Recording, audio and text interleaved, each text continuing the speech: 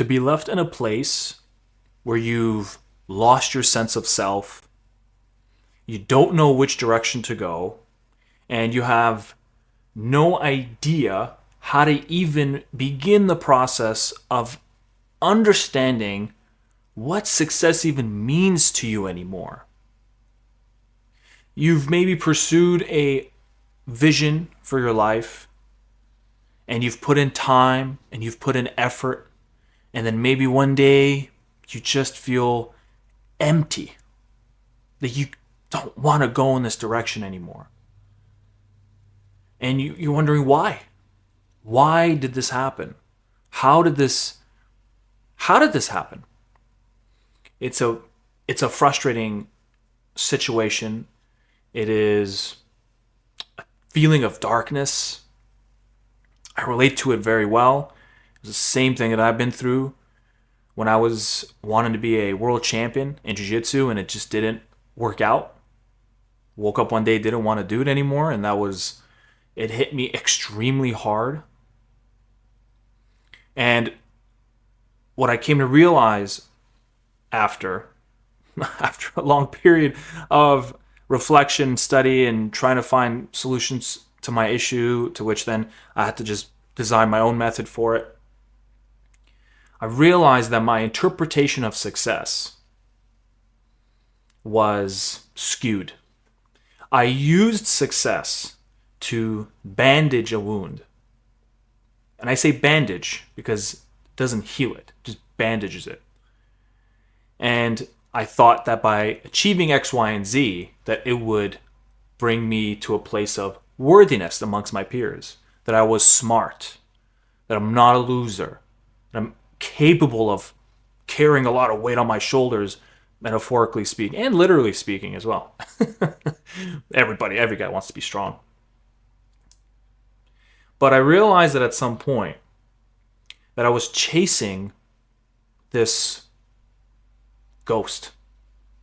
Something that I just did not care for anymore. Couldn't see it. I couldn't see what I was going after anymore. Trying to get revenge on my old memories, on the images of those that have wronged me, and getting revenge on them, even though they've already well moved on in their lives. I don't care. And what I've realized throughout that time is that the primary motivation for success, why you should seek success, is so that success itself displays the pure manifestation of the self, of your soul that is integrated with the ego. So again, if you want to pursue a particular passion, a particular direction, it could be anything you want.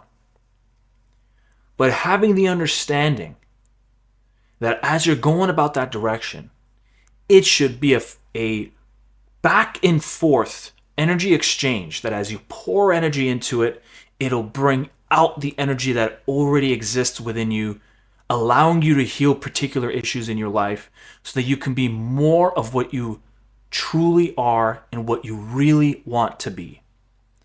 But if you imagine doing it in reverse, feeding something that is a void to then fill within you that is a void, wanting people to love you, trying to get success so that they love you now, and you feel that just not enough, you need more, and you'll go on this feedback loop. And you know what? Perhaps it works. Maybe you become successful. Maybe you have a lot of money. Maybe you have a business now. Or maybe you have a particular property that you wanted. It could be anything you want. But then if you're feeling that as you're doing this, that you find your engine is slowing, your spirit is draining, it's the feedback loop that has been causing the drama for you. And to understand that if you flip it, and the thing you feed should bring out of you more of your being, and you feedback loop that, and you continue to build on it, that is going to bring you the most authentic life that you can possibly have in the world we live in. Now, how do you even begin to do that? Now, it's very based heavily on the individual. Sorry. Each individual will have their own story, their own complexes, their own archetypes, their own stories. It's going to be different for everybody. But at the base level, you have to first have an awareness of that. Have you been feeding something that has been only trying to bandage a particular inner trauma that you've had? A wounded child trauma. And you've been trying to heal it through those means, and it doesn't feel like it's doing it anymore. Because to heal those elements is through understanding how they exist and how they relate to every part of your life in the inner world, and also how it also manifests in the outer world as well. It's a collective. It is not one singular thing. But how do they operate? What are they wanting from you? These things internally almost feel autonomous, don't they? Like sometimes they just take possession over you. Because understand that the protection of the soul that exists within every single person, can exhibit its behavior in two ways. So let's say, for example, that you've grown up and you've been rejected heavily. Maybe you've been rejected heavily by your parents. They've never fully accepted you ever. And that has caused a wound to the child, to the inner child. And now as you grow up, you have catered and adjusted your ego. And part of your inner autonomous spirit has tried to protect itself. And so it branches into possibly two directions. One direction, you say, well, now I'm going to make sure that every person I come across, that at least I give them the energy that I will accept them if they want to be within my circle. That I don't want anyone to feel that feeling that I've had. But it can also go in the opposite direction, where it says, why don't you just stay indoors, don't get involved in social activity, to therefore not risk whatever we have left. Both are solving the problem. Both are there to protect you. And so by gaining awareness of these faculties and how they operate, it's going to give you insight as to the map of how you can move forward.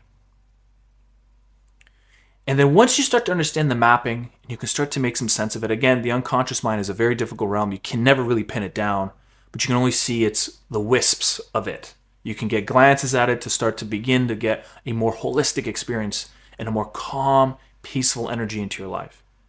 And then when you start to feel that clean energy, the healthy integration of your ego and soul, you will then want to cherish that as much as you can. And so therefore, the next thing you want to move towards, you're going to want to ensure that that feedback loop keeps that spirit alive, keeps it flourishing, keeps it growing, and just expands on itself.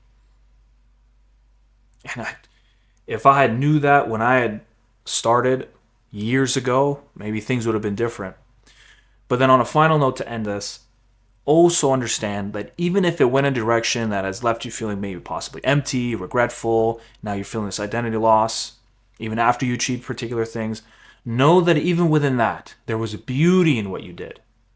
Maybe you developed a lot of discipline, knowledge on a particular industry. You understood how to communicate with people. There was always something gained from it, but now you just take what you've gained and apply it to this new direction. So don't bag on yourself. Don't be judgmental and critical. There's a healthy amount of standard, of course, you have to set for yourself. Otherwise, you'll fall into a grandiose delusion. You will inflate your ego. You don't want to inflate it. You want to make it stronger through healthy criticism, healthy amounts. A gentle, soft reminder as to what you should be doing and staying concentrated on the path. You want to densify the ego. You don't want to inflate the ego, because then very easily someone can just pop it and off you run or you explode. It can manifest in different ways. But if you're wanting deeper help on this subject and you want me to send you emails on this topic, on the Rule of Three method that I use to get myself through that period of my life where I felt I lost my identity and didn't know what to do anymore because of a dream that I've been so identified with, and now I don't know where to go. I found my way through it. I had to study a lot, had to create my own method, and now I'm so happy to be coaching other people in the same direction. But if you want to be part of the email list, go ahead and click that button below. It'll send you over to my website, and just go ahead and put in your information, and then allow me to send you emails every single month. It'll be my absolute pleasure. This is something that I've wished I had when I started. And now that I have that opportunity, I'm just so passionate to share it with you.